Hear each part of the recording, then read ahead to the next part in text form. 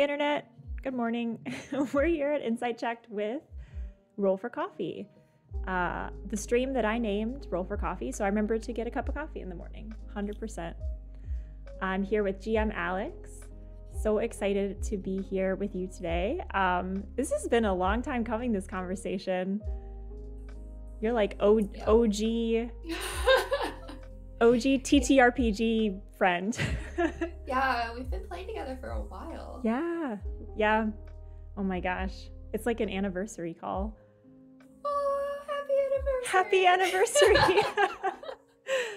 But yes, I'm so excited to have you here. Some announcements. So Sunday morning is our RPG spot. So if you're just tuning in for Roll for Coffee, follow us, come back every Sunday morning. We do live plays, actual plays of RPGs.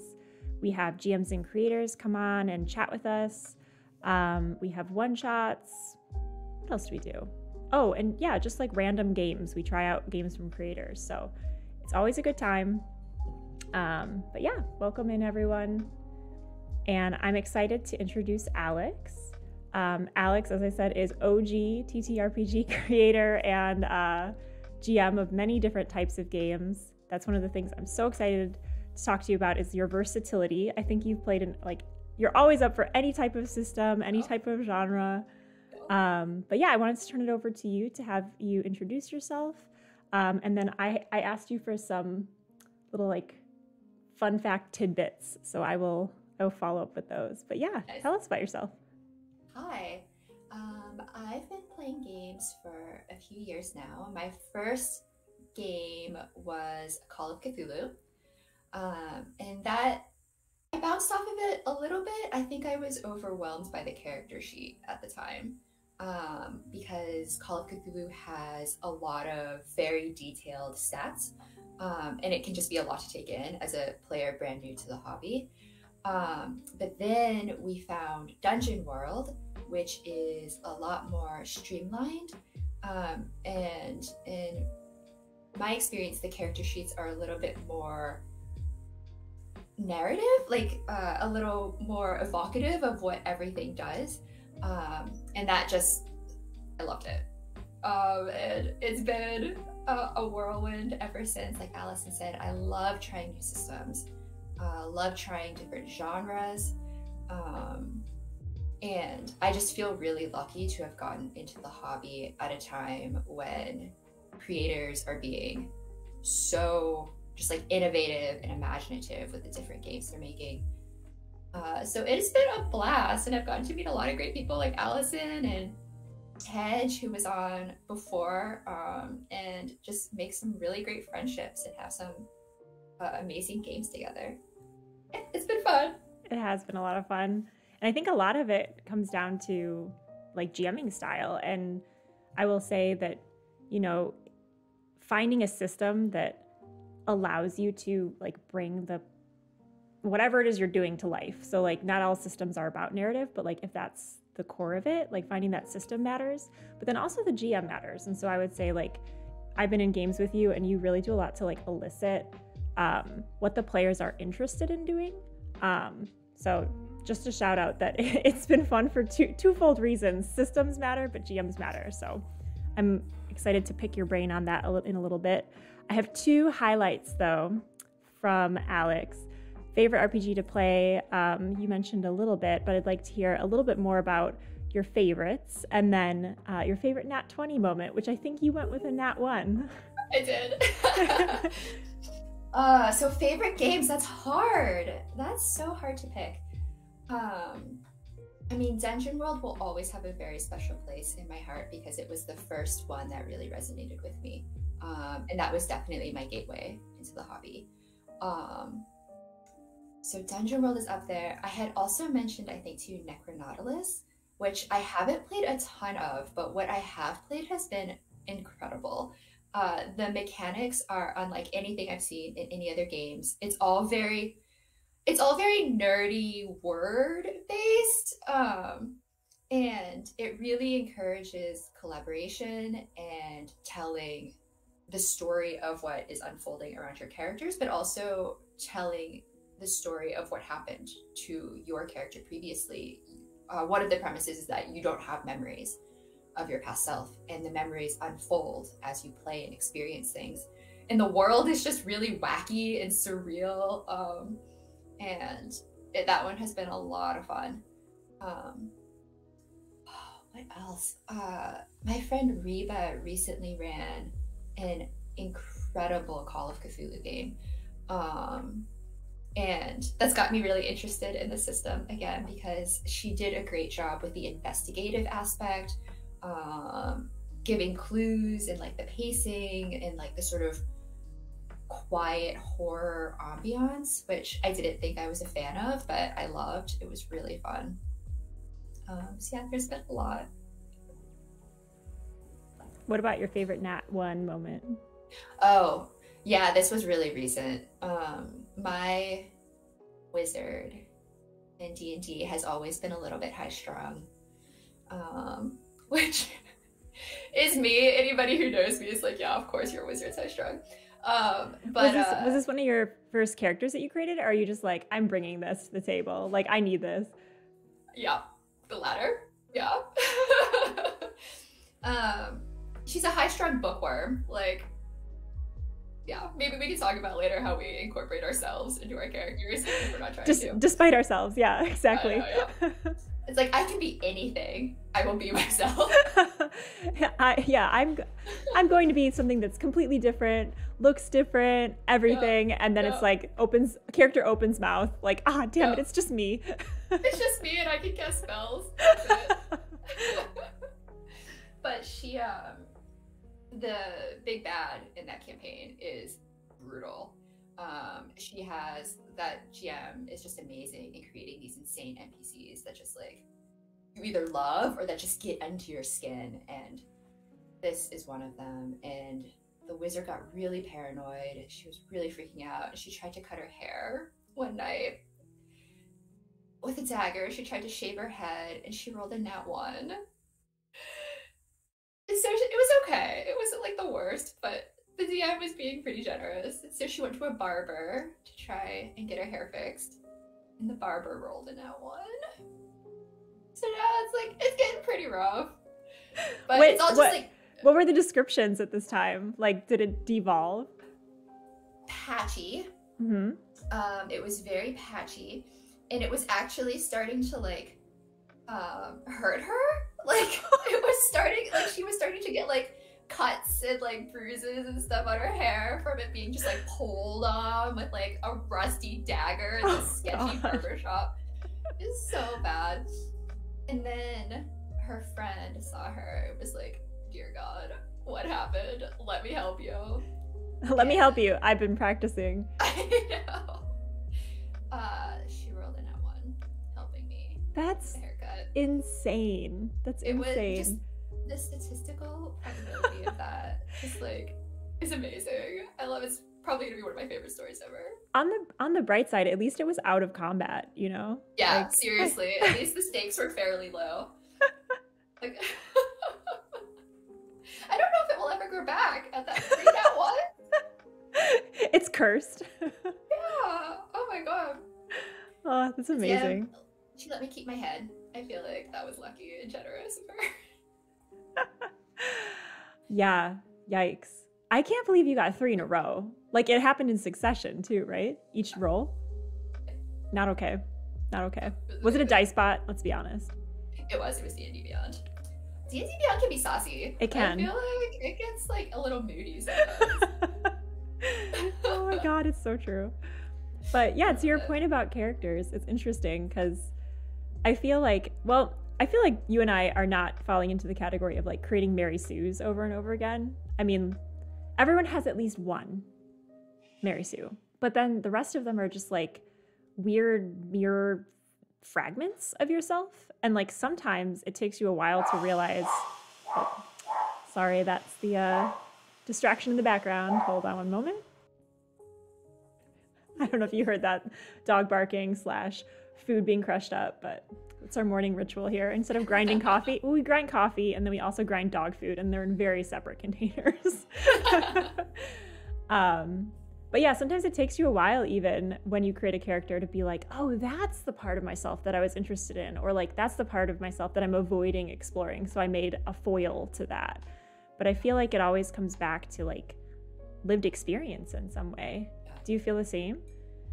Yeah, and sometimes I've heard people jokingly, not jokingly, refer to RPGs as like group therapy, which I totally agree with. As people role play, they're also expressing themselves, and I do feel like parts of yourself emerge through the character, sometimes during gameplay, sometimes unexpectedly, which, yeah, maybe we can talk about safety tools later, is like one of the reasons I think safety tools are so important, because things can get intense kind of out of nowhere,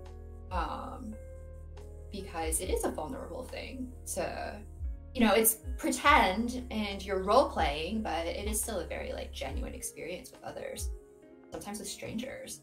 How do you help your players navigate that?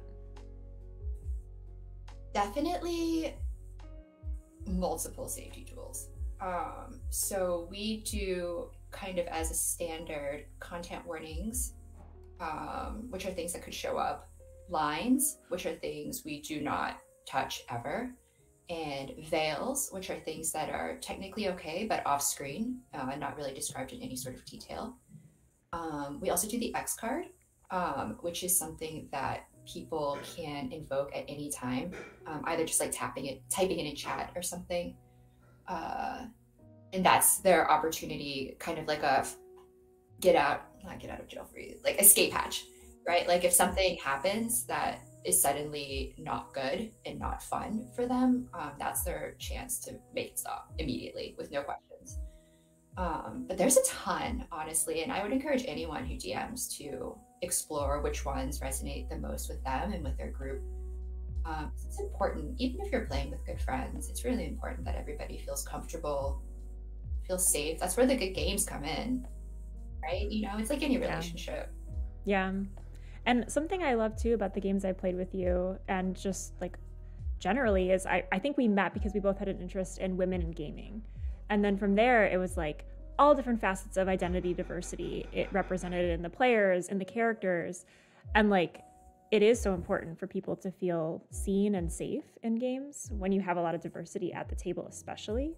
And I'm sure you and I have both had fun, not so fun times with like a more, I don't know, stereotypical cis white male at the table running the game. Every other player is cis white male, you know, and you're not. So feeling different, but feeling safe, I think is really important to have a successful game. like cultivating a diverse player set, or like bringing people into the table who may not have thought that they were able to do the hobby, or like introducing new players or new GMs? Has that been a part of your experience at all? It has been. And it's fun that you mentioned that the way that we originally met through that Searching for a Women's group, because through that specific post, I found my first all women's group, and it is a totally unique dynamic, which you got to play with them a little bit. It's just, I love them so much. And, you know, the majority of my games up until that point had been, I was the only woman, and often the only person of color on top of that. And it's kind of an elephant in the room. I feel like people are not super interested in engaging with it unless you bring it up first, right? Like nobody wants to specifically call it out, which I always appreciate, honestly. But yeah, I mean, making your games open, and I think running a variety of different systems in a variety of different games. Some games are specifically about diverse experiences. And I think that, you know, promoting those types of games, engaging with those types of games is really important. A really cool thing that we get to experience that people are sharing with us. Yeah, I remember playing Monster Hearts, and for the first time realizing there's different types of RPGs. I think previously I had just been in the mindset of like, it's all questing or a flavor of questing, and we're all working together as a party. And then I remember the moment I realized Monster Hearts wasn't like that was when it was like built-in PvP into the rules, like player versus player, because you're in high school and you're navigating like identity crises as a teenager. And the rule set is telling you like, be combative, be your worst self, be your monstrous self, and navigate through that. That was hard as a player. It was really hard. But yeah, there was a lot of like baked in, I guess, parameters for like helping players explore being someone else, and like pushing them out of that, like, I'm the barbarian in modern times. Right. Yeah, and like specifically mechanically exploring the themes of what it's like to be uncomfortable in your own body, and how that can come out in gameplay. It's really cool. But yeah, the PvP got me. I hate PvP. It's just a personal preference. I hate it. I really like the group dynamic.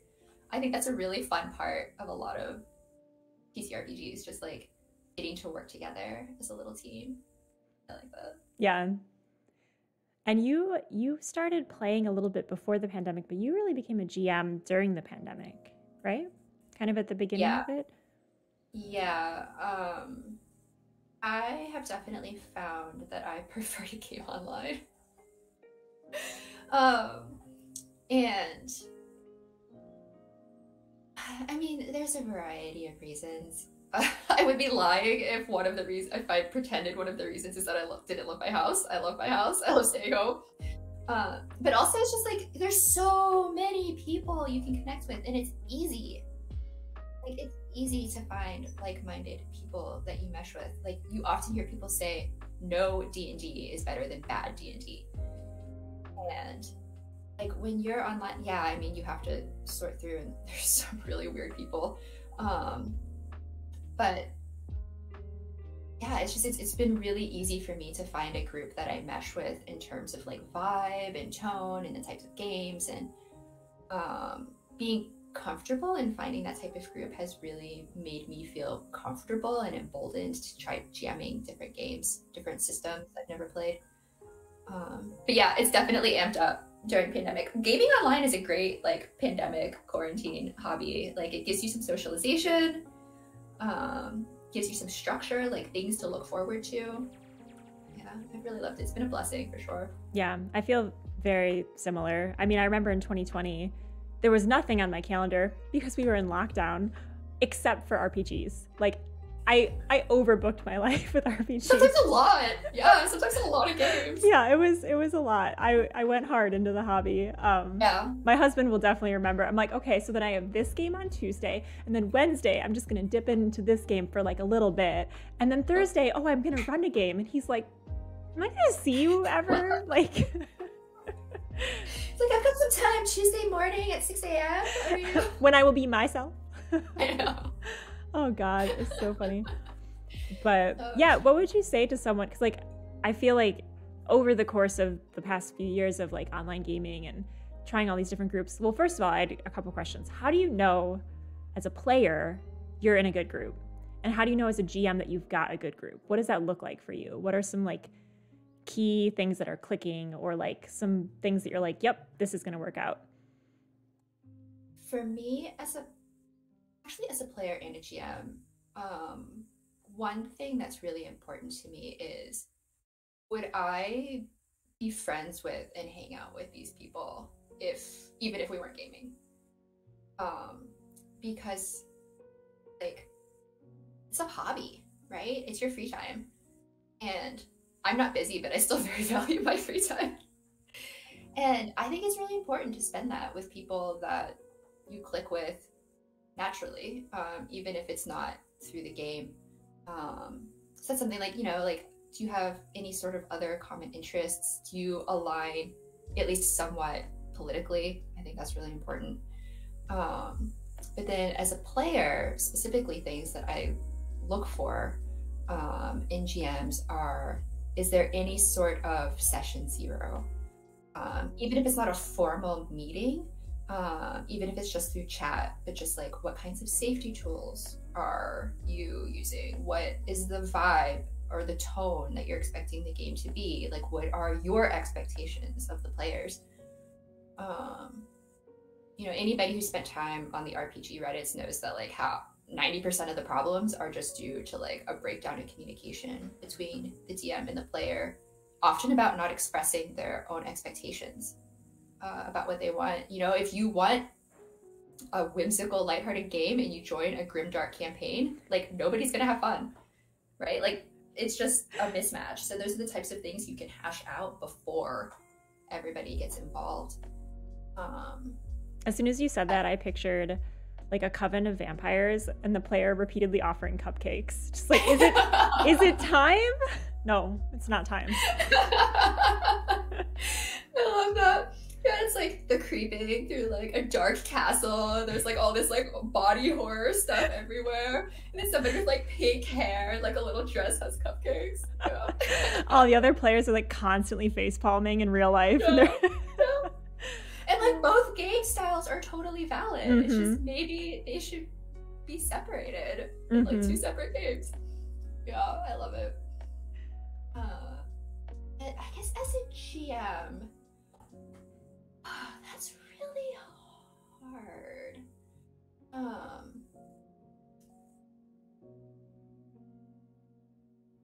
I often find myself surprised by players in terms of like, oh, I thought this person would be one way, but when we gamed, they ended up being a different way.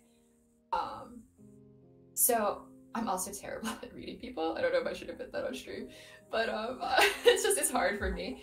And it's, I guess, just communicating up until and throughout the game. Do people seem comfortable? One thing I like to do is that if I notice a player is being quiet, I do like to touch base with them and just ask, like, I've noticed you're quiet. Is it because you feel like you can't find an opportunity to speak and you feel like space isn't being made? Or is it because you just enjoy hearing what everybody's saying and you enjoy being more of a listener? Yeah. That's so important, because like, then you're not internalizing their behavior through your own lens. Like, oh, they're quiet, so they're not having fun.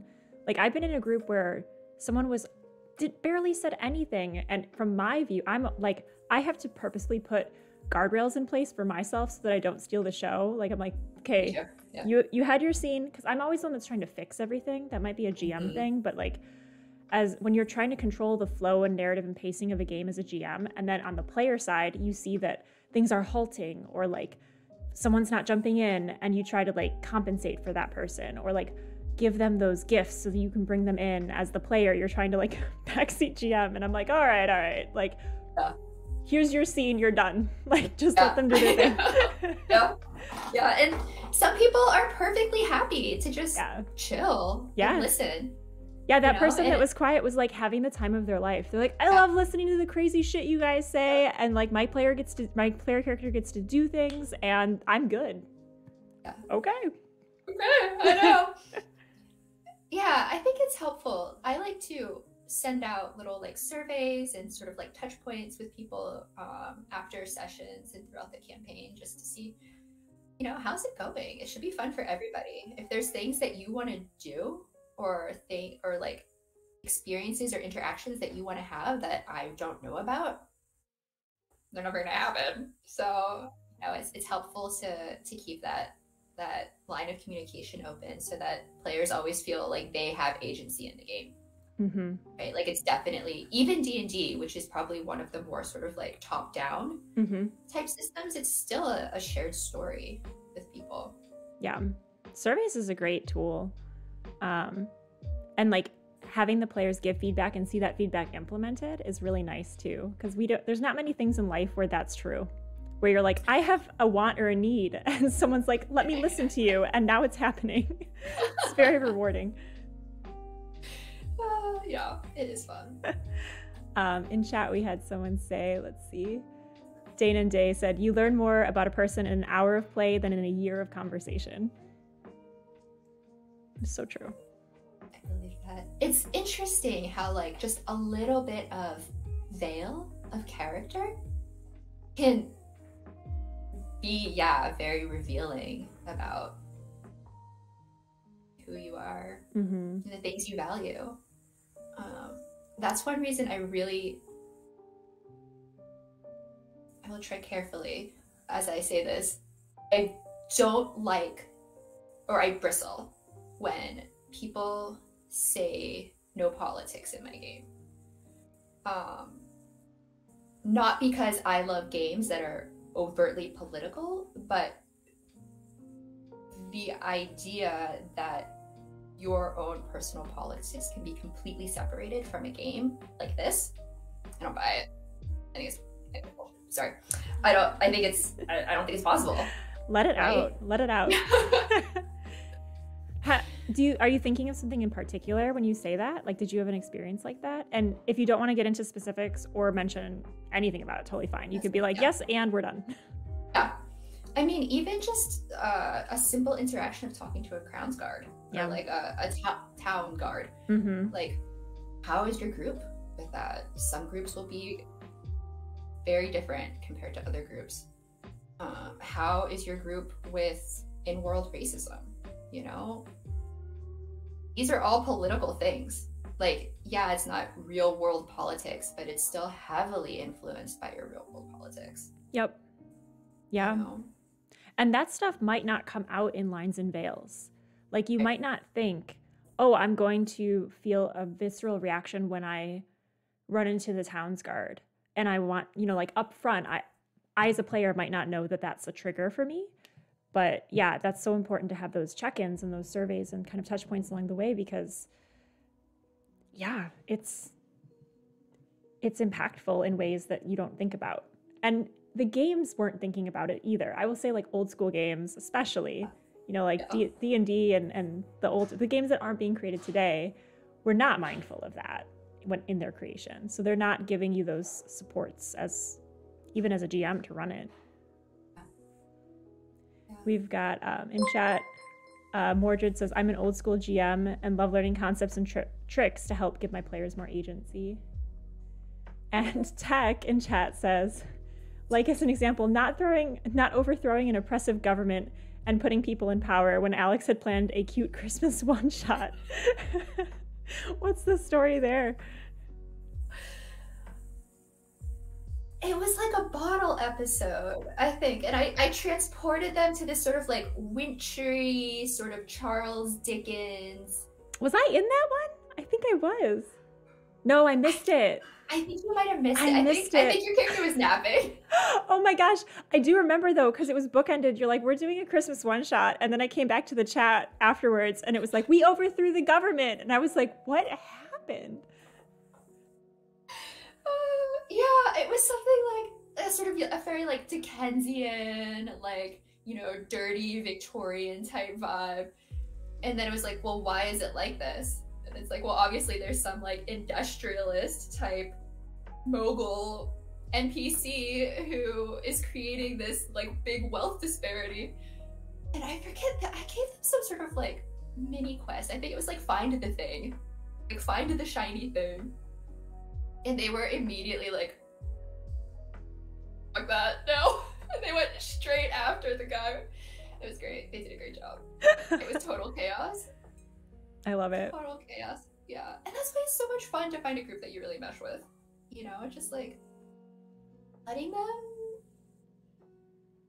make decisions and just getting the chance to like sit back and take the back seat and just react to what they're doing. At one point I think they were shipping like a couple, or like matchmaking a couple goats. It got very funny. I tend to run very like whimsical, zany games just because I think that's fun and funny. What kind of prep do you do for games like these where they're very player focused and like they do sometimes not go off the rails, but like go in unexpected places? How do you prep for games like that? It really depends for me on how many sessions. If it's a one shot, I'll hold the reins a little tighter and try to railroad a little bit more. If I know we've got 3 hours to get through the story. I ran a Western one shot where I tried to do that, and we spent the entire session in the saloon playing saloon mini games. So it's like, still, there's only so much you can do. But if it's a longer campaign, I do pretty low prep for each session, just like a couple beats, a couple things they might interact with or experience based on where they are and what's going on. And then in between sessions, I'll do sort of broader prep about what's going on in the world, what the dangers are, what the bad guys are doing off screen. But anything more specific than that, I feel like you're kind of wasting your time, right? Like, I think it was Kevin or somebody mentioned recently, like, prep is just a list of things that will never happen because your players will think of things that have never occurred to you. That's fun. I love that. Real quick shout out. Actually, I'm going to pull up my calendar here. Kevin, the aforementioned Kevin, will be GMing on this stream this Friday, which is wild because he's doing the March first Fridays. And in my head, I'm like, March is not happening in like forever. It is. It's this week. It's March 4th. Amazing. So Kevin will be here on behalf of Meramorph Games, playing Atma. Hey, Atma is so much fun. I love it. Really great. He's a great GM. That's gonna be fun. Sorry for the diversion, but I was like, speak of Kevin, I believe March is happening. In chat, we've got hashtag true facts about prep for you, Alex. Yeah. Any DM learns that very quickly. Have you ever, because like I hear you on that. I feel like I'm in the same camp of prep. I love the idea of knowing what the bad guys are doing. That's actually in Monster of the Week, which I've run a few times. There's a timeline. There's like a countdown. And depending on what's happening or what you're playing, like things are going to happen regardless. So if they want to stay in the saloon and play mini games, they certainly can. The world will end while they're in the saloon, but they can do that. Have you ever done, like, I know there's like this other camp of DMing where it's like very rich world building, lore building, kind of mapping out the space. Have you ever dabbled in that?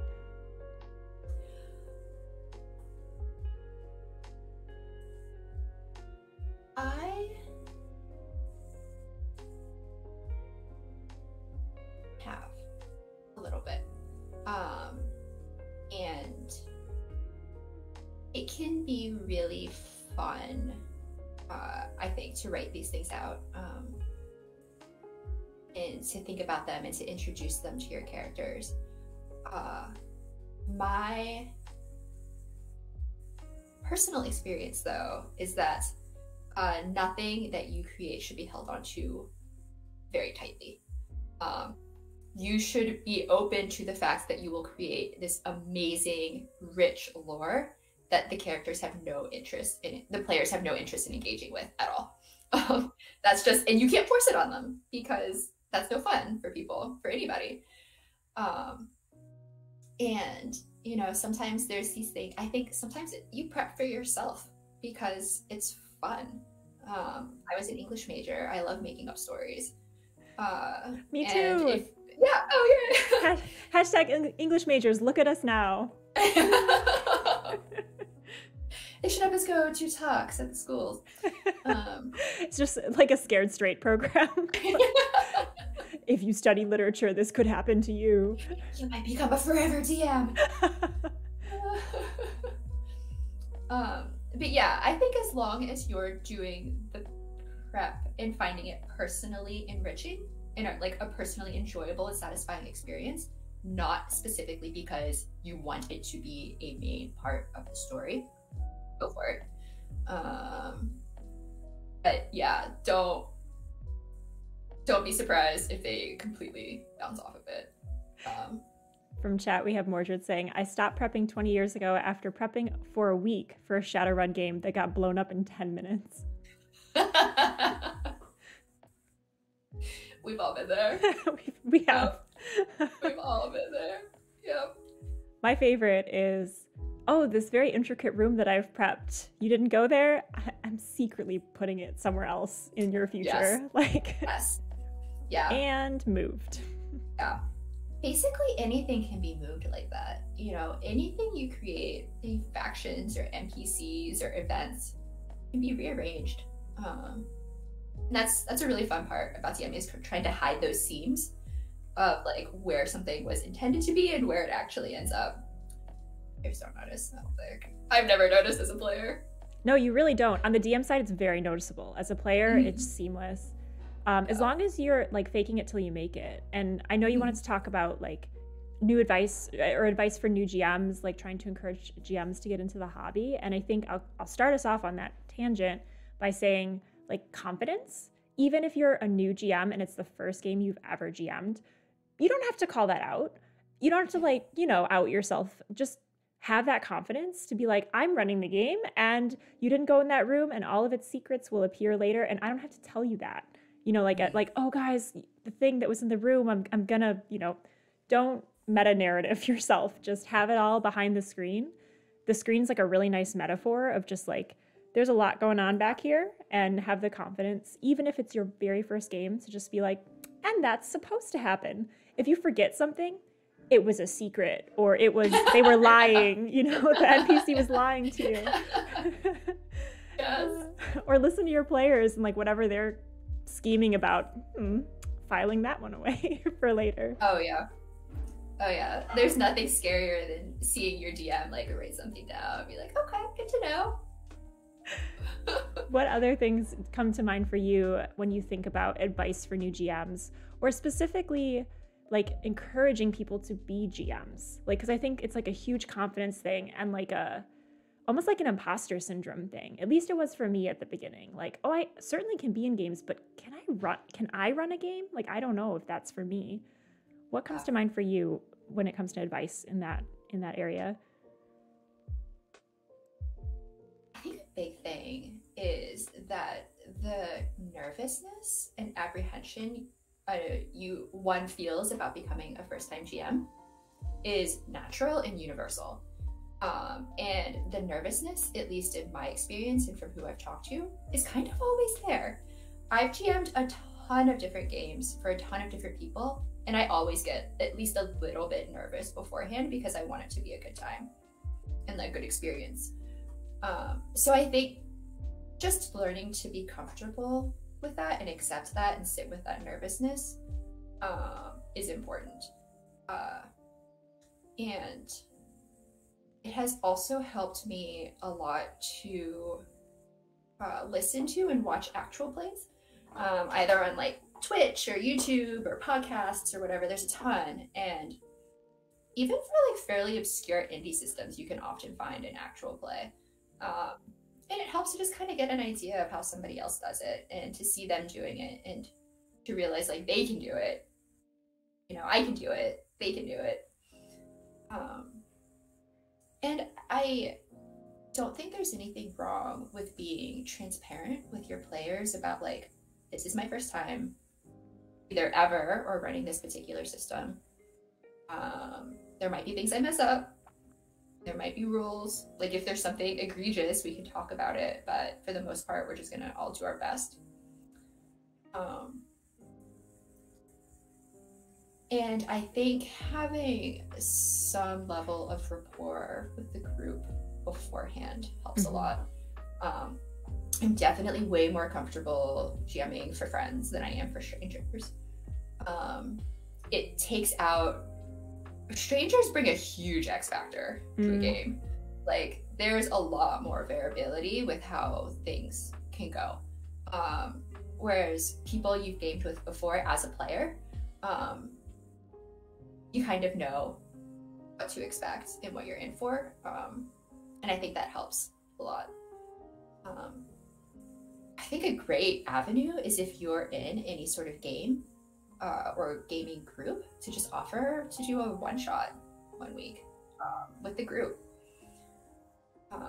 You already have the group chemistry, you already have the scheduling, which can be one of the other hardest parts, and give the team a break. You know, if they want it, that can be really nice, to give them a chance to do some extra prep, give them a chance to be a player. I love that idea. I mean, it's very reminiscent of Critical Role, right? When you get to see the players come into the DM chair and see a different side of what they bring to the table. That's so fun. Have you done that with your all-women group? I personally have not, but somebody else did, and she did a great job. And it's fun, you know, getting to see like our Minotaur Paladin take off her axe and put on her DM hat, and she gets to do the NPCs, and you know, she gets to run the combat. I think that's really fun. That's awesome. Oh, I love that idea. Critical Role, Marisha did a honey heist, and it was her first time, and she is very transparent about how nervous she is, and I love that. I think that's just very human, and she did a great job. She did a great job, and everybody can kind of see that as inspiration. Yep. Yeah. In chat, we have Danon saying, I always get nervous before any game. I wish that feeling, more coffee needed. I wish that feeling went away, or was something I could get used to, like some others describe. But learning how to deal with that energy and turn it into performance has been one of the greatest rewarding challenges of my life. 100% agree. Yeah. I could not agree with that more. Do you feel like performance is an aspect of other parts of your life, or do you feel like performance and that performative nature of DMing is like one of the only times when you're performing for or with others? I would creatively, yes. In terms of creative performance, I would say this is my big thing. Honestly, in terms of creative outlet in general, I would say this is my biggest hobby. And like I do like crafty type things, like crocheting type stuff, but in terms of like creating, this is my big thing. But yeah, I mean, there's always, it's interesting like what skills you develop from tabletop RPGs and from DMing specifically, that are highly transferable to the real world. You know, just like managing people, managing personalities, interpersonal conflict, scheduling, and then like as a player, there's communicating, expressing your feelings. That's fucking hard.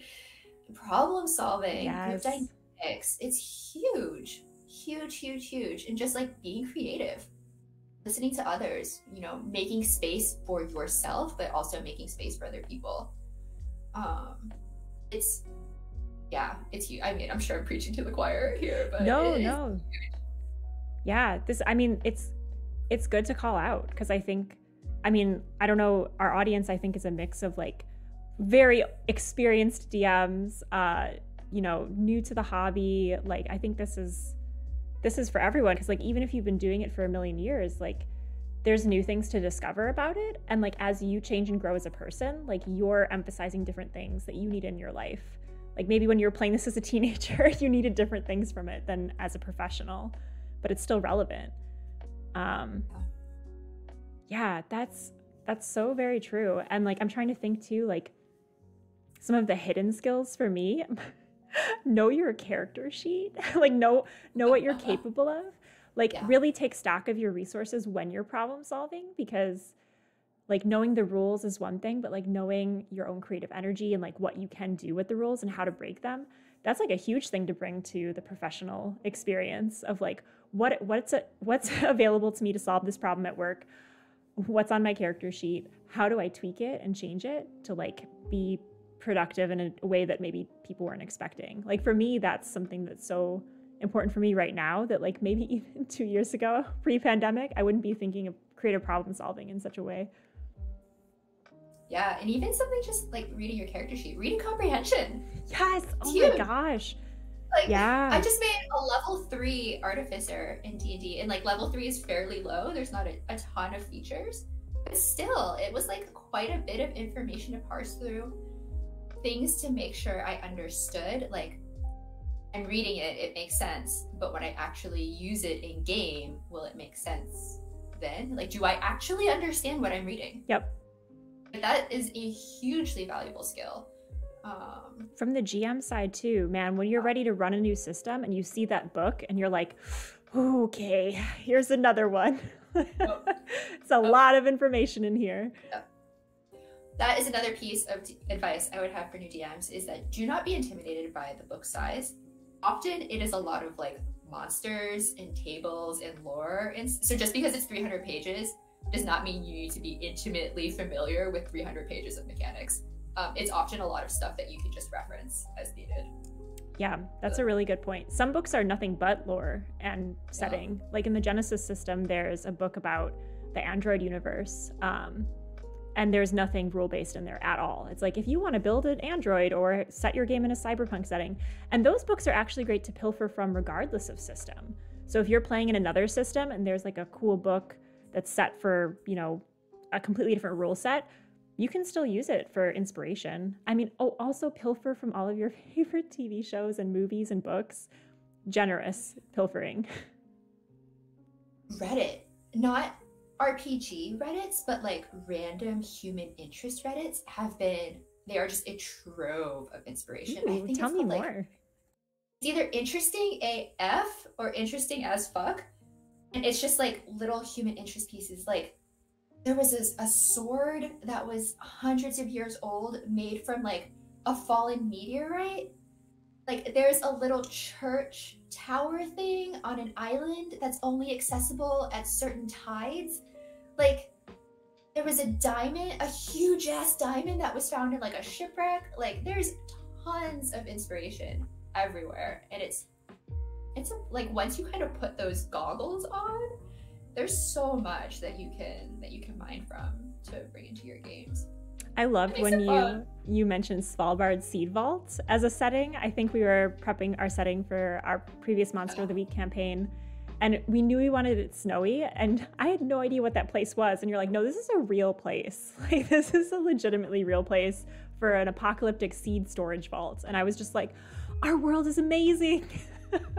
And it was perfect. The cold, dark hallways, like the confined spaces, and I feel like the sort of polar Arctic is great for like a sort of low horror. It was great. That was a great game. I had so much fun. Good, I'm so glad. It's on YouTube if you guys want to check it out. Yeah, watch it. Let me drop our links. I think it's socials. Let's see. Yeah, it's on our YouTube channel. I will say we've been chatting for a little bit, so why don't we take a little break, get a refill of our coffee. For those in chat, we would love to hear your questions. So while we take this break, please throw some questions in chat. Yes, I see Turbo Jerky has redeemed a hydrate, so let's do that. Cheers for some hydration. Other than coffee, I assume. I know. No, you can't hydrate with coffee, Turbo Jerky. It needs to be water. It's the opposite. But yeah, we're gonna go to break. please drop some questions in chat. What would you like to know about Alex's experience GMing, theories, philosophies, stories, anything that you're wondering about in your own gaming experience that we can chat about, give our hot takes and then hear yours. We would love to hear from you guys. So please drop those questions in chat. We're gonna go to a quick BRB and we'll see you soon.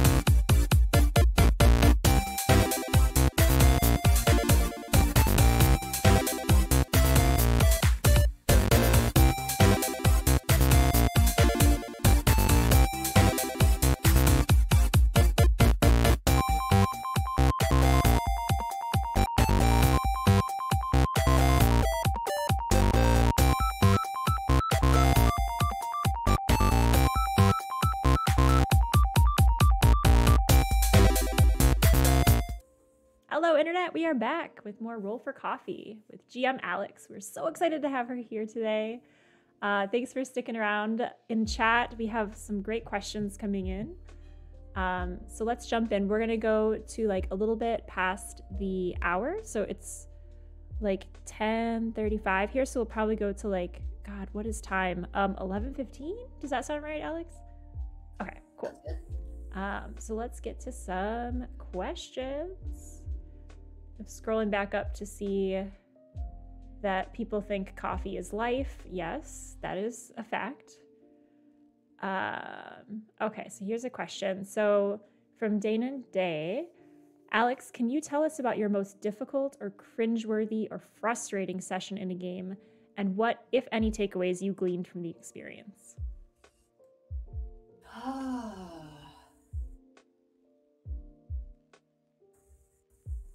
As a DM,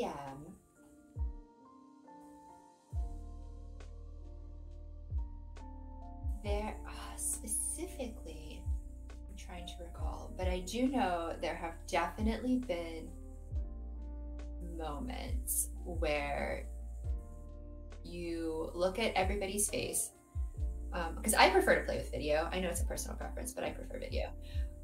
And you can tell everybody is so fucking bored by what is going on.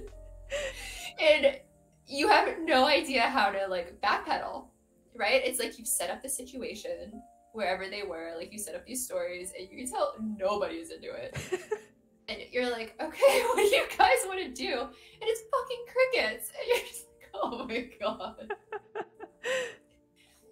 And honestly, like, if something is getting to the point where it's not fun, or you're just like stressing, like legitimately stressing, call for a break. Like, call for a 5-10 minute break. And just like, you know, make some space for yourself to think without the pressure of a group of people staring at you about what to do and what's going to happen. I wonder if I feel like I've been lucky. Because I tend to play with a lot of the same people, that I haven't had any true disasters as a DM. Mm-hmm. I have definitely witnessed some as players. Interpersonal conflict, crossing of boundaries, and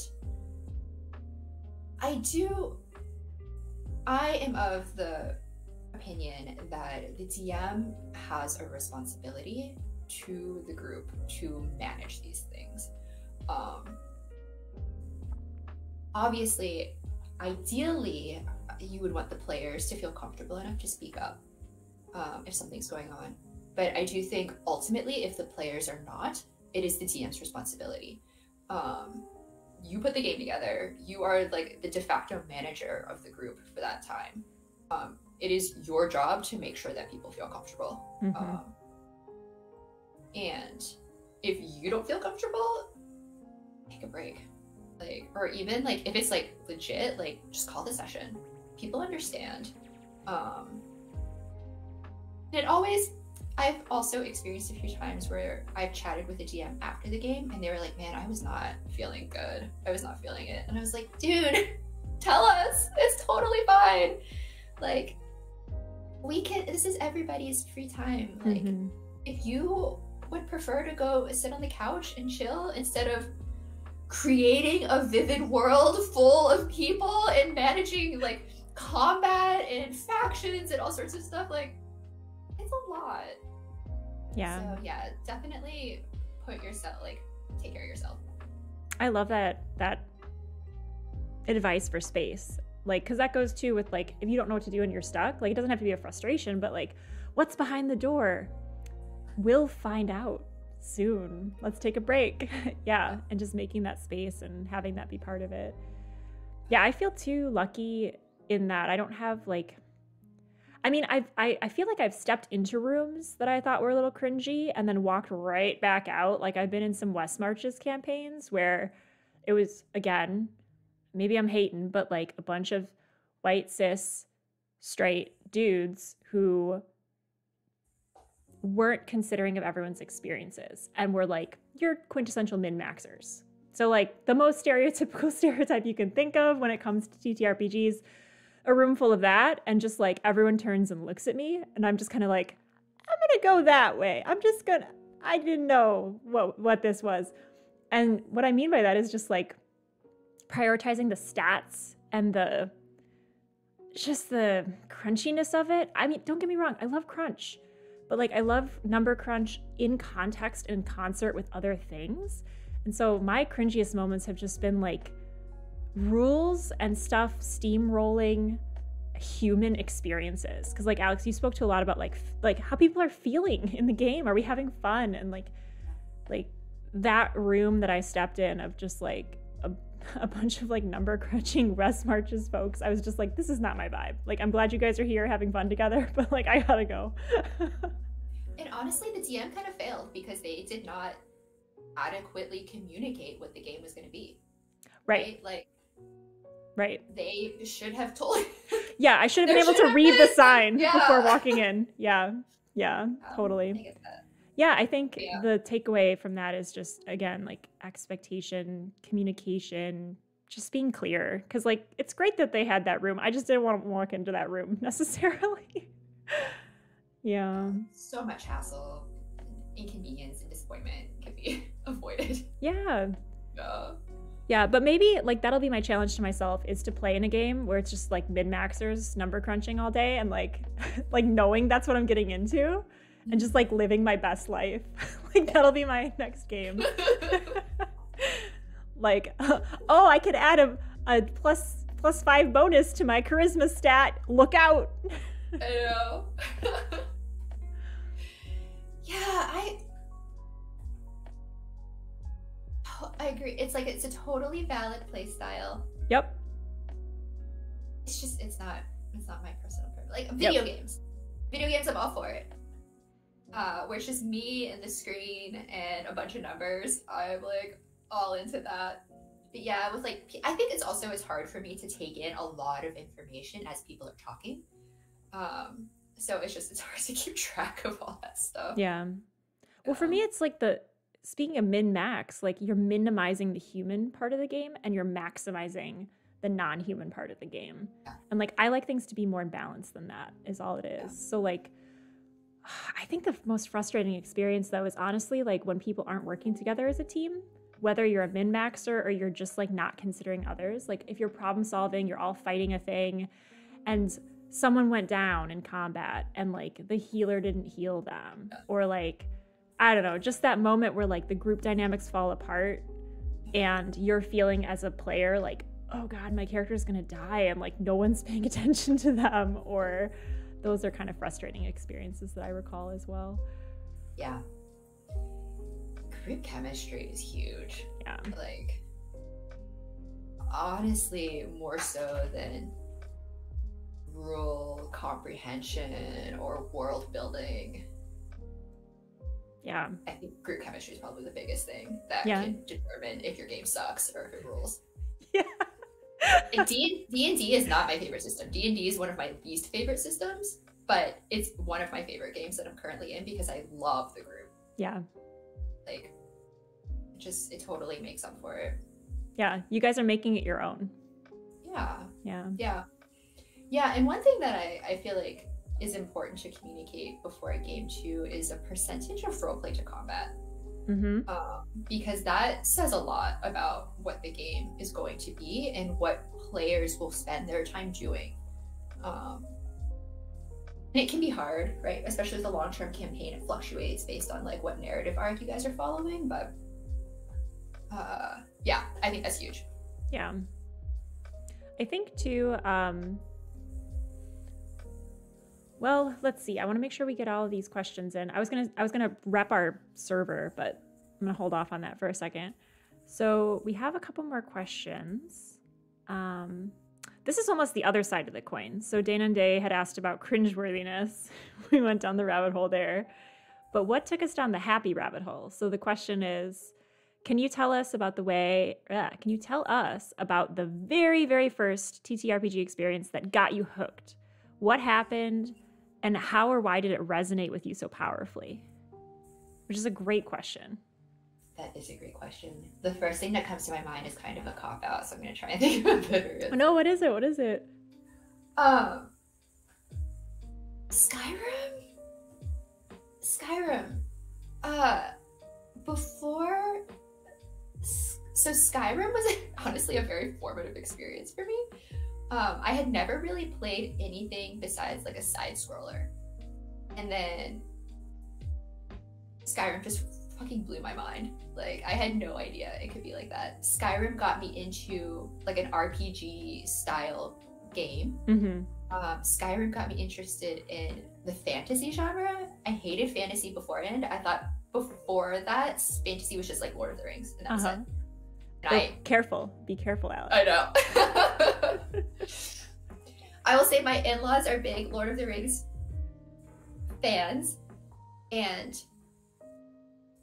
I'm just watching you walk this tightrope.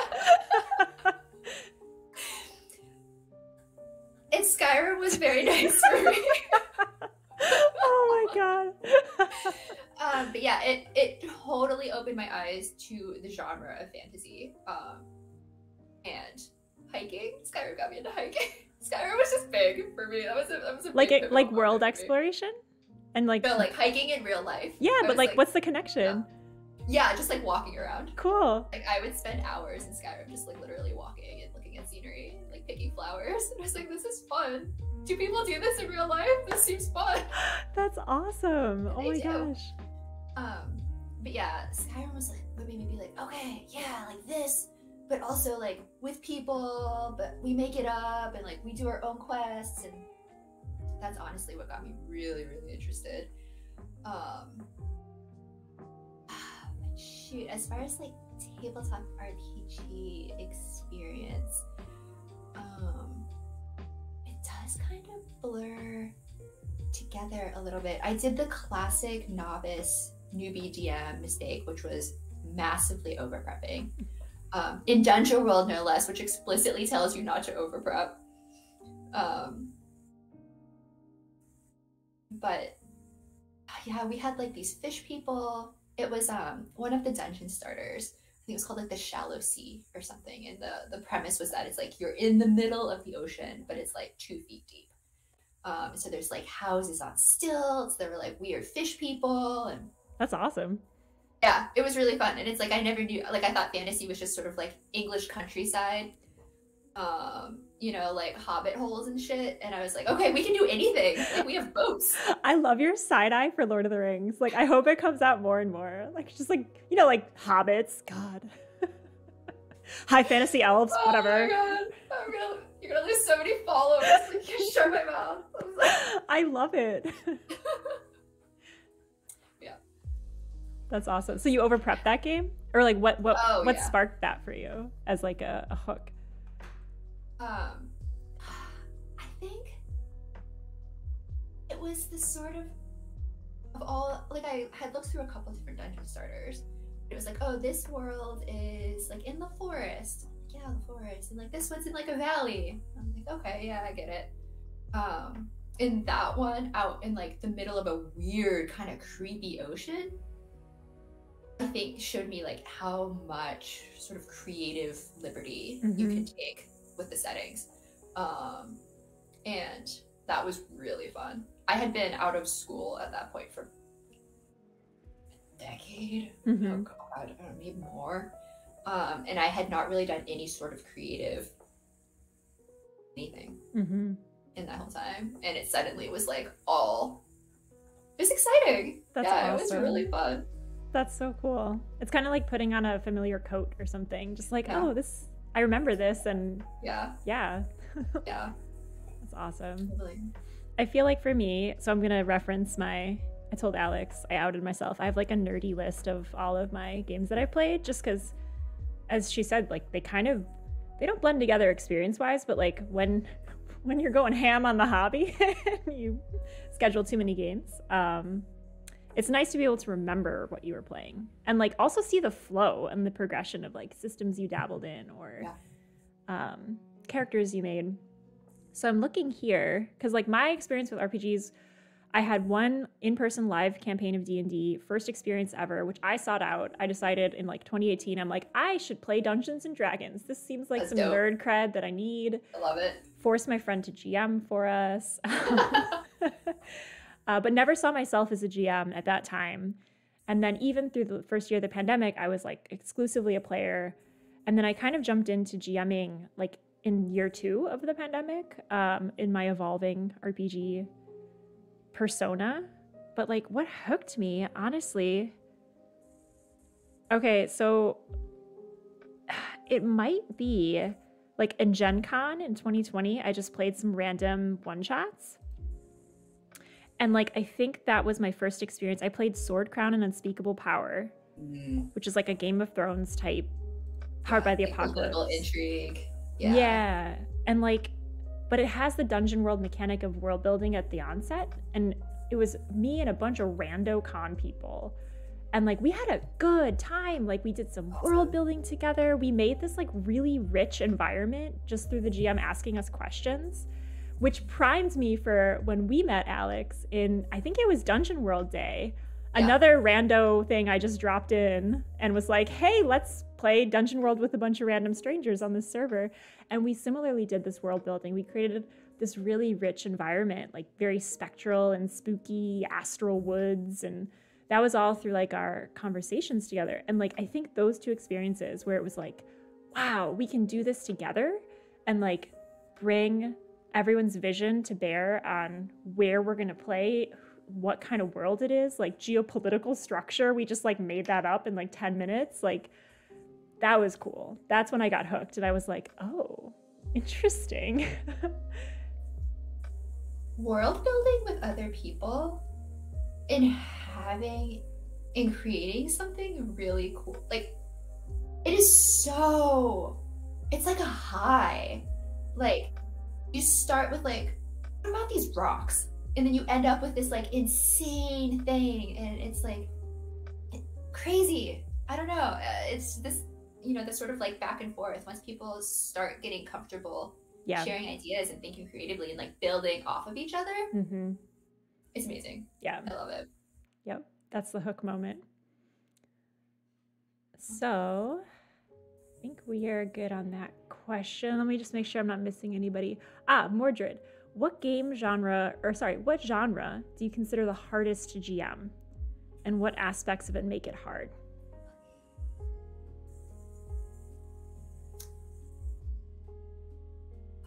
That's tough.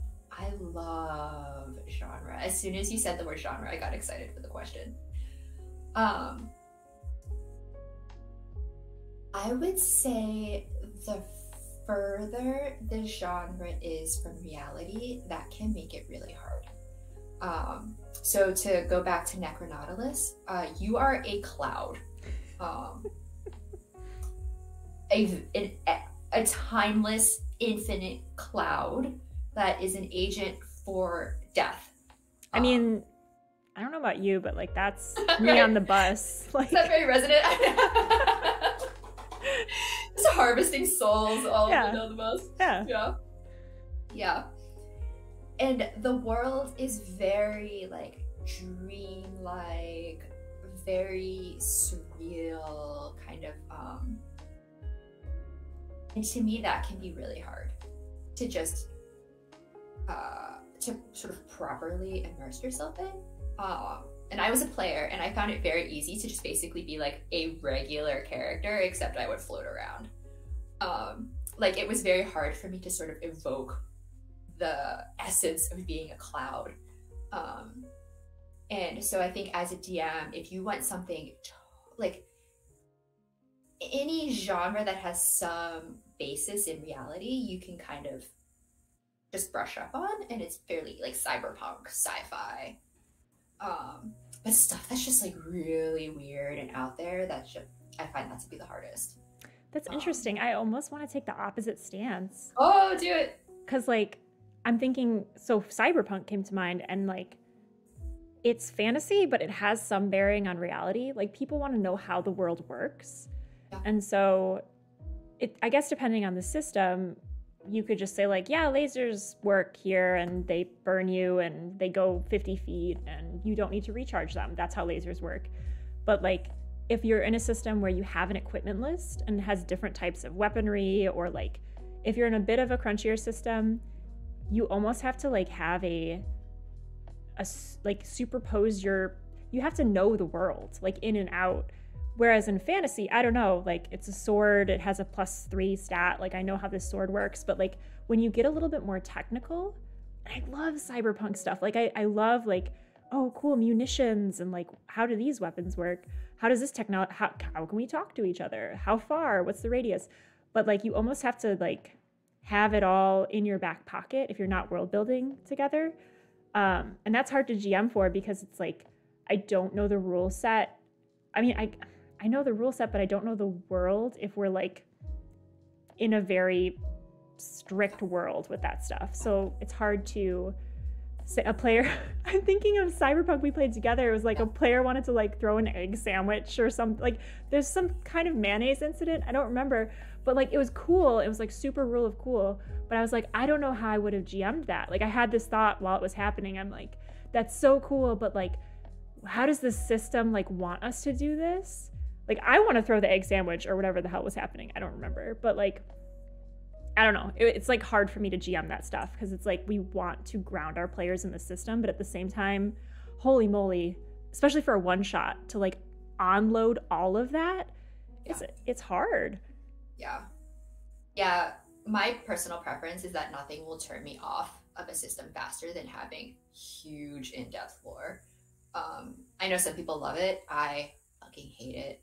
I find it to be overwhelming, intimidating, you know, and like if you are running a cyberpunk red game, unless you explicitly say we're going to be world building, the implicit understanding is that you will be using the established lore. Yep. And I don't fucking care about that lore. Like, it's just not me. I would much rather build it with people. You know, like we have the cyberpunk framework, and then we build the history.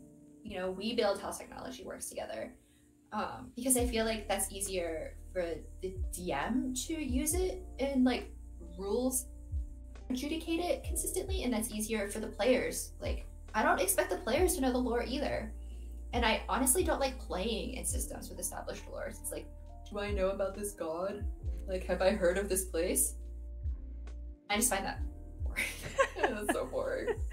I think the happy medium for me is homebrew, which was D&D's answer to, like, I think D&D players were getting itchy too, and they're like, do I really care about this pantheon that's been pre-established from like the 1970s, or do I want to tweak it a little bit? So I love homebrew D&D stuff, any level of it. It's so tasty. It's like, you've taken it and you've run with it. Yeah. And I feel like it gives everybody the opportunity to be like, as creative as they want to be. You know, it's like you can just blatantly rip something off, or you can make up something totally new. Mm-hmm. Like both are equally valid. Yeah, and it's easier to GM if you have ownership in it, I think, is like the rule of thumb. And it narrows it down to what you and the players actually care about. It's like, why spend time learning about the history of a world if nobody cares about the history or like the religion? And maybe that's why I respond better to homebrew, because it's like, I know that the DM cared about it versus like it being in a book. Like even if it's established lore, but it was homebrewed in some element, I'm automatically like, cool. Like my DM thought that was cool. And like, I'm so excited to see where they take it. Yeah. Well, genre that's hardest to GM is genre with no buy-in from anyone other than a book. Oh yeah, I don't know if I actually ever answered the question. I didn't say a specific genre. No, you did. The kind of like esoteric, sort of like dreamy. Which I don't know how. I don't know how I'd RP a cloud. So like, it's hard. Yeah, it was hard. Science fiction is also a little hard for me, just because I'm not like as immersed in it. I haven't like watched a ton of science fiction or read a ton of science fiction. And the genre science fiction is kind of like the genre rock, right? Like it can mean a lot of different things unless you like sort of fine tune it. So yeah, just sort of like generic science fiction can be a little tough for me.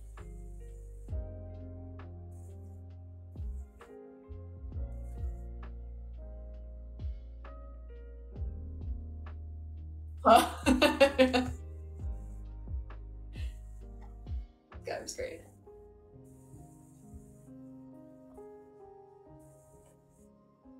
Are people talking about taking an arrow to the knee?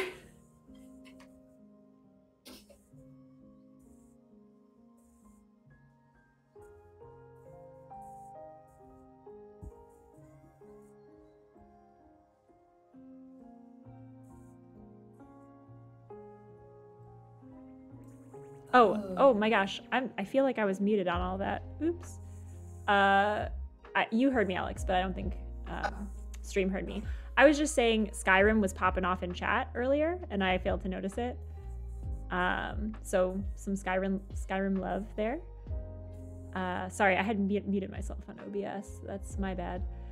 And the question that we're answering now is, where did it go? What's a time that your players did something that should have been impossible, and how did it change the narrative or the world? So I ran a mini campaign in a pirate type setting. And one of the players created this amazing character who had basically made a deal with a very powerful demon, kind of like your Monster of the Week game, in exchange for powers. But the character wanted out of the deal.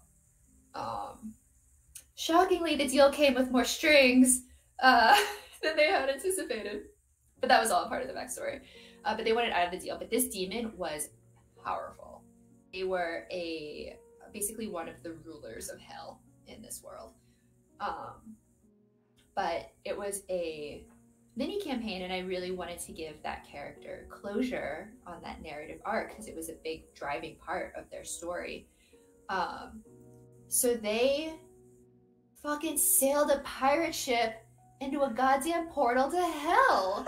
And it was dope. It was so cool. Oh my god. And they had a pirate battle in hell against demons. As one does. Yeah, as one does. Who spawned other demons, and it was just like this all-out thing. And they ended up, what was it? They rescued, it turned out that the demon who had made the deal with the character was actually doing it at the behest of a higher demon. And they were like, they had like a little redemption moment. So they ended up rescuing that demon and like defeating the higher demon. And then that character and the demon NPC went on to have like a little adventurer's life together. And it was precious. It was like really not how I had imagined their story to go at all. And they basically, in defeating the higher demon, completely eradicated the ability for demons to make shady deals with people. And they had like this whole, they freed a bunch of other people from their curses and defeating this like high-ranking demon. And it just like, it had a huge impact on the world and on the character. And that was super fun. It's really fun to see this decisions that players will make at pivotal moments. Because you think it will go one way and it, like we said, it never does. I never thought they were going to be like best friends at the end of it. But you know, you make these NPCs and players will sometimes latch onto them. That I feel like is the DM responsibility, to be treated with the most respect. I feel like world building and like combat and factions and political intrigue and stuff like that. Like it's all enriching for the world, but NPCs I think are really what players sometimes latch onto. Yeah. So don't make an NPC that you hate role playing and think that they'll only be there for one scene, because that's the one the group will adopt and drag around for like 10 sessions. Yep. My players in my D&D campaign that I'm running, 2 goblins they adopted. 2. I don't know why. They were disgusting goblins too. Murderous, try to kill them at every opportunity. And now you get to RP these 2 goblins. Definitely. Oh my god. That's awesome though. I think it speaks to like, yeah, I mean, we create these situations. I've stopped having expectations for how things are gonna go. All I can create is like the encounter or the situation. I honestly don't know how you're gonna open the door. I don't know how you're gonna get across this chasm. I don't know how you're gonna defeat this giant ass kaiju that I just dropped in front of you. That was in the campaign you were in, Alex. I made this really horrific monster and I'm like, I have no idea how they're gonna take this thing down. No idea. It might kill them all. Our mundane would fucking jump on it and launch himself up. Oh my Lord. No, I didn't. Oh my Lord. Yeah, I think I'll go with that for my, like, impossible things are always happening in Monster of the Week. It's a system built for it. Because it's like, you know, Buffy, how do these high schoolers fight demons? That's impossible. And like, there's a whole show about that. So it's kind of just like, yeah, the electrician will launch himself at the kaiju and just kind of hang out on it. And it's so, oh, you love it. It's so exciting and cinematic and like high stakes, you know, like every roll when you're clinging to the heart of some like kaiju beast that like 100 feet in the air, every roll is high stakes. Everything matters. And like teamwork is huge. And yeah. It's and so much fun. Having players care about other players' characters is huge. Like that's such a critical element to having a game be successful, is like you all cared that the Manuel character launched himself at the, like everyone was like, oh, no, we have to save him. Like Mordred in chat says, my 12-year-old daughter who is watching with me wants to say thank you. She's happy to hear a voice she can relate to talk about gaming. She just hears her Gronard dad talk. I don't know that word, but it sounds self-depreciating, self-deprecating. Well, thank you, Mordred. And shout out to daughter. I love it. I love it so much. I love hearing about young people getting into the hobby. Yeah. I really, like, I didn't find it until I was in my late 20s, aging myself, early 30s. And when I hear about young kids, it's so cool. It is cool. It's so cool. It puts structure to, like, imagination and, like, playing make-believe. And, like, I was all about that when I was a kid, but I didn't have a structured game to play it in. I was basically the GM of our free play in the neighborhood. Like, I had, like, a neighborhood gang of kids that I would GM stuff for in real life. I love that. I can't believe I've never heard that story before. I know, it's so nerdy. But, yeah, we had, like, a little pantheon of like superheroes that we were, and I would like create the adventures for us, but we were just like, you know, running in real life. We were running around the neighborhood with sticks. I mean, like that's what was happening, but in our worlds there was a lot happening. There was a lot at stake. That's amazing. I love that so much. That's so cool. But RPGs give like a structure to that, and like also kind of like legitimize it so that you can keep it going forward, like through your life. I mean, like, not to say that I don't want to run around my neighborhood with sticks, like I do, but like it's no longer a legitimate form of expression. Yeah, what's up with that? I don't know, it's weird. Darn society. But that makes me really happy, especially so like as a kid.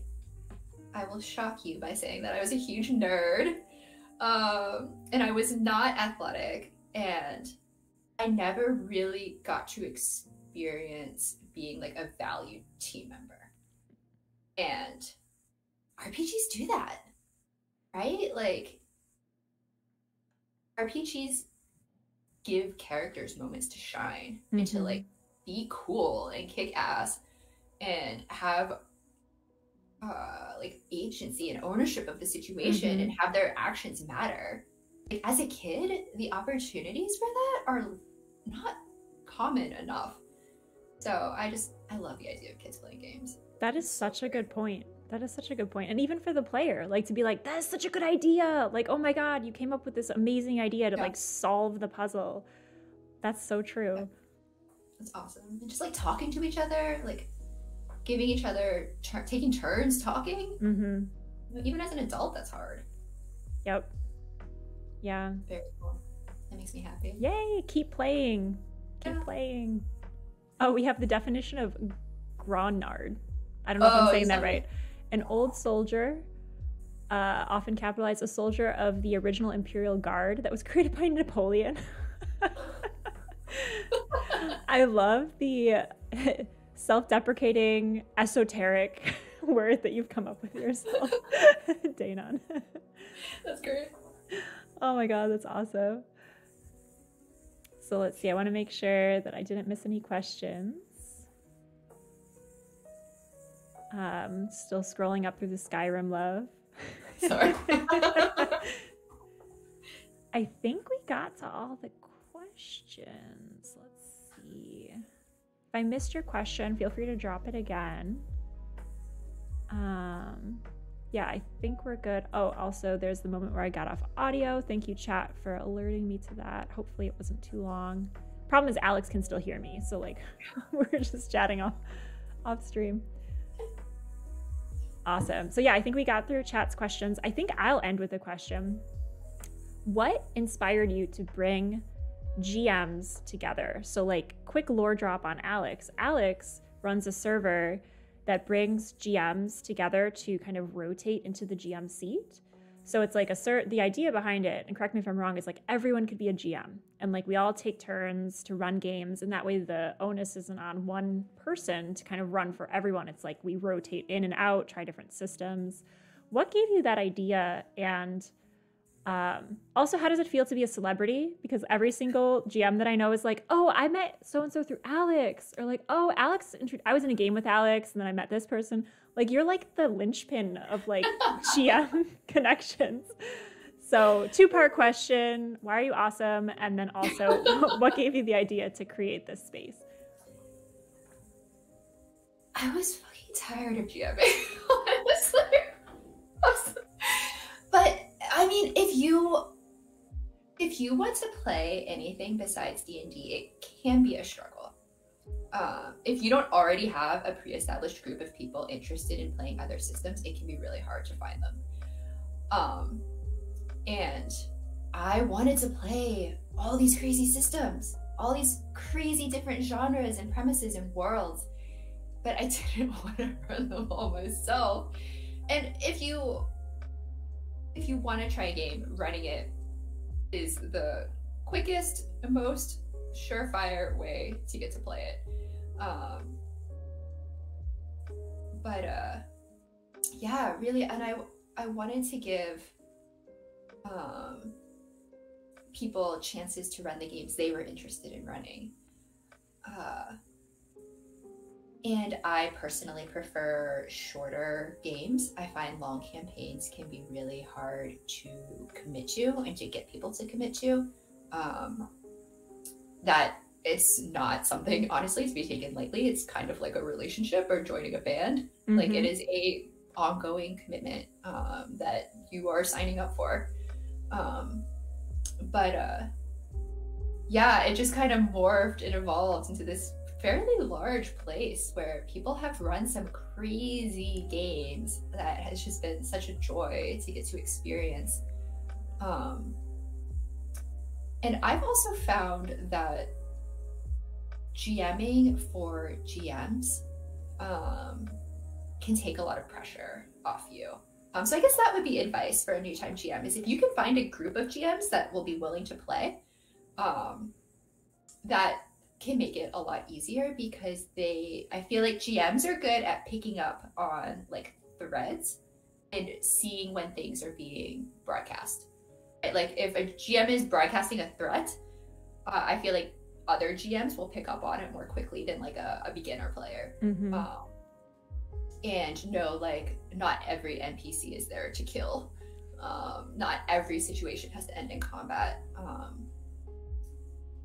And so yeah, that was kind of the big impetus, was just to give forever GMs a chance to be players. Which is huge. And I will not minimize the importance and rarity. You're like, just find a group of GMs to GM for. Yes. And I think you've created a singular space where that exists. So yeah, again, props to you for creating that space. And I think too, it's like, for me, been a great way to explore new systems in knowing you're in good hands, you know, like knowing you're in a space where there's other people who want to explore and like kind of like dive into a new system, and you don't have to feel like you're an expert.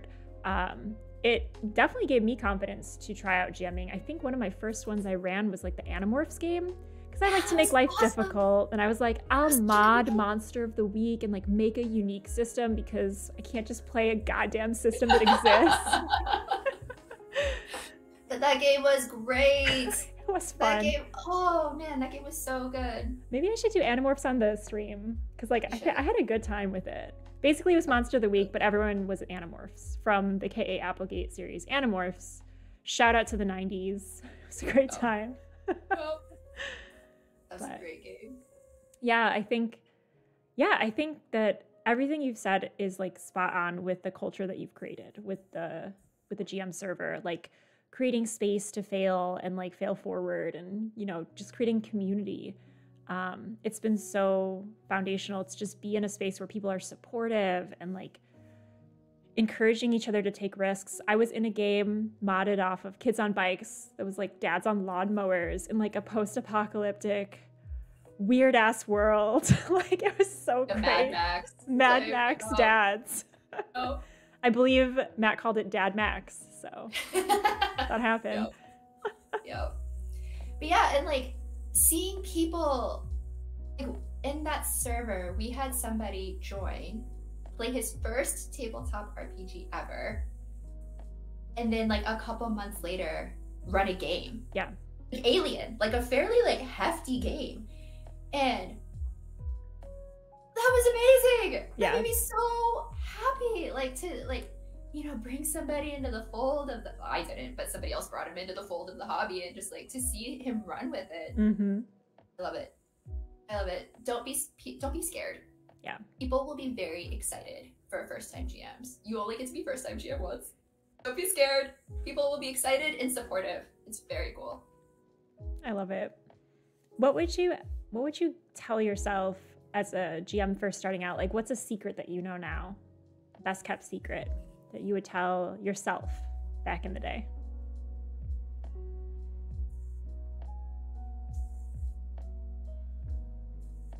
To not be afraid to ask players, what do you think? And yeah, it depends on the system, but all of the systems I run, if I can't think of something, or if I just don't feel like thinking of something, just ask them. Like, you tell me about this temple. Like, you tell me about this artifact we found. I think that's really nice. And it gives you a chance to take a break, which as a GM, fucking take every chance for a break that you can get, because you are on.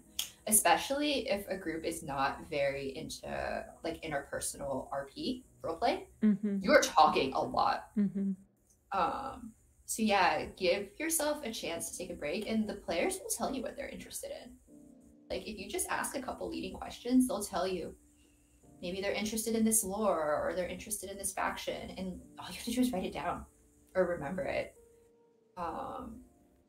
And it makes the game more interesting, I think, for everybody. Mm-hmm. So yeah, and have water.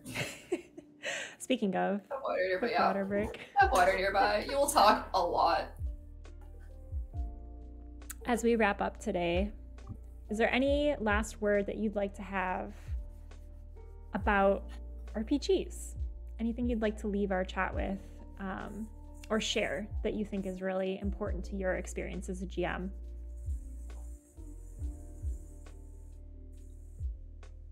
I will die on the hill that there are other systems besides D&D. D&D is fun and I like it, but there are so many other games.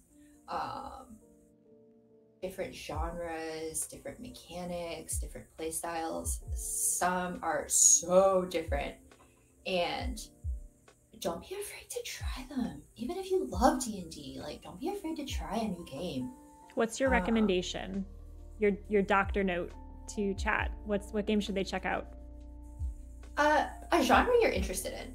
Like if you're into cyberpunk, try a cyberpunk game. You know, if you're into sci-fi, try a sci-fi game. Don't just try a sci-fi skin of D&D. Like try a sci-fi game. And yeah, that would be, you know, like there's so much. The world, like the RPG world right now is huge. There are so, and like if you like cyberpunk, and you try Cyberpunk Red and you don't like it, try another cyberpunk game. You know, try like Hardwired Island. Like that one looks really cool. I want to play that. I know. So bad. Okay, which one of us is gonna run it? Yeah, that would be my kind of final parting words. Don't be afraid to DM. Don't be afraid to try new games. Hell yeah. Hell yeah. Don't be afraid to join a crazy group of GMs and play a bunch of other people's games either. I'm still just giving you so many major props for that. And don't be afraid to be a connector like Alex. Like if you know people who should be playing together, introduce them.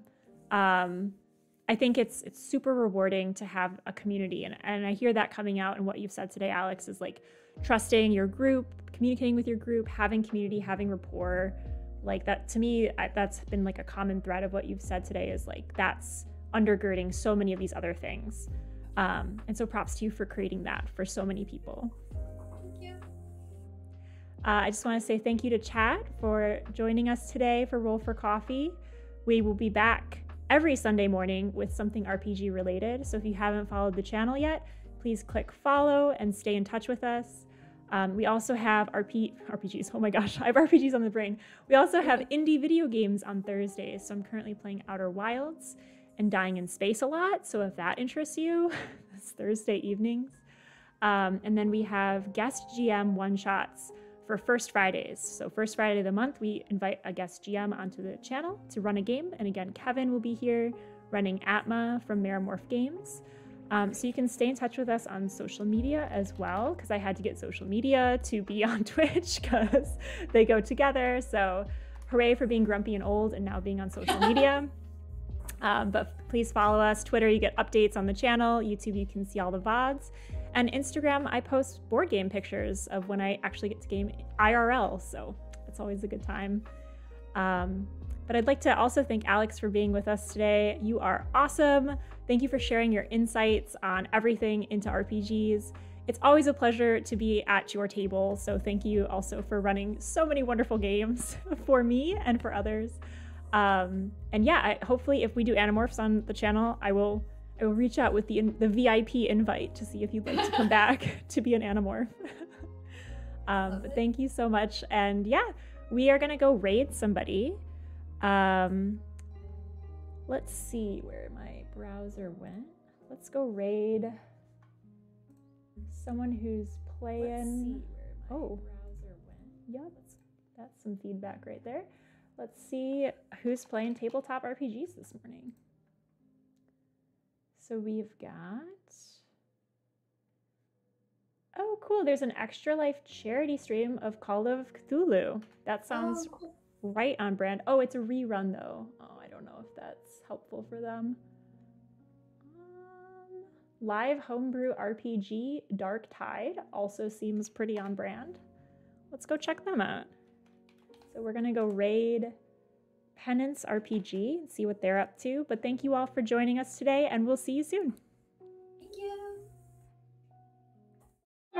you.